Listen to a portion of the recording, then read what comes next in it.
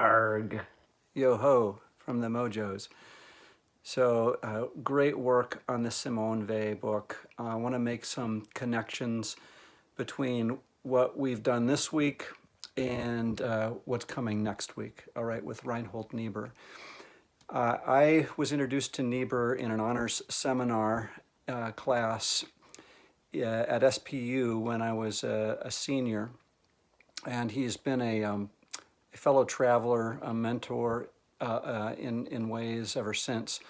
I read his 2-volume Nature and Destiny of Man that was really very thick, and then in seminary, Moral Man and Immoral Society, with which our book for next week, begins in the first couple of chapters. So he's a neo-orthodox theologian. That's what you'd call him. Fits in with Paul Tillich, his peer and colleague at Union Theological Seminary, Dietrich Bonhoeffer on the continent, and Karl Barth. And there's others, Emil Brunner, right? Neo-Orthodoxy was a response first against liberalism and the overly optimistic liberalism of the West prior to World War I especially. But then in the wake of World War I and in the onslaught of the Depression, religious thinkers began to go back to Calvin and Luther and Wesley in some ways too, and critique this naive optimism that said human beings were good, that progress was inevitable, that science could answer all of our questions. So that's where you could fit him in the history of Christian thought as a neo-Orthodox theologian.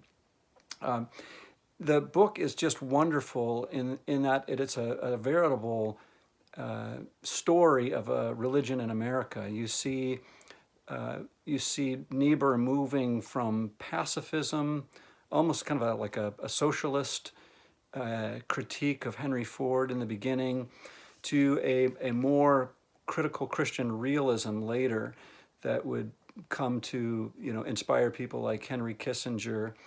But you see him rubbing shoulders with just the greats in religion of the day, like Billy Graham, etc. Joshua Abraham Heschel, Jewish theologian, who is one of Paul Patton's heroes, also one of mine.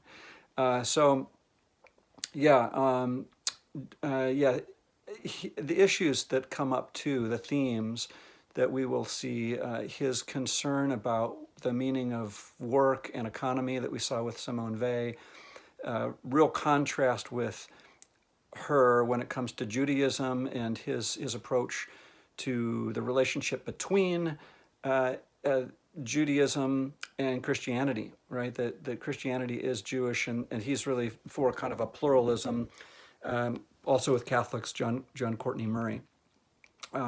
But you'll see issues like, from pacifism again, his take on war, on politics, on leadership, really, because he starts out like Karl Barth as a pastor. So to be a Christian leader, to be a Christian thinker means to be involved with congregations and parishes, right, and with the nitty-gritty of ministry.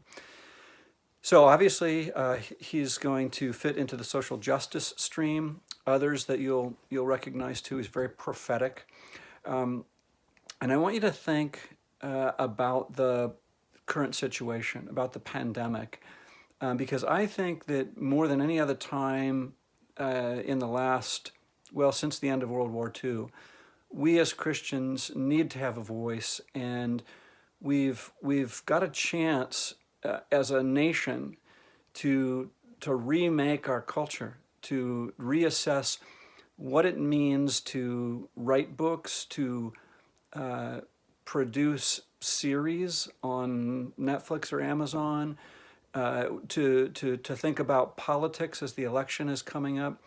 Who are we as Americans? Is the pandemic a kind of a signal that we have lost our soul as a culture? that we really don't know who we are, that we're just in the hands of politicians who care about re-election, no matter which party, and that are subservient to lobbyists and the economy, and so what is it? What is really when we face death, right? As all of us, are doing every day of our lives anyway. Every time we get into a car, what is it that matters most? So, as we're thinking about not only the Reinhold Niebuhr book, but as you're thinking about the interview that you're doing, I hope that you're thinking about that final assignment. Think about what it means to be a Christian in America and what matters most to you. Because I think all of these things are really important questions, and you need to have a voice. And it's, think about small with your friends. Think about starting out in those circles where we do have influence. Maybe it's a youth group. Maybe it's your church. Maybe it's your family group, right? But we need to have the kind of voice that matters, and where we are articulate, where we know what we believe and why and what we stand for, and that we know that there's virtue behind that. Okay? All right, you guys are great. Ciao.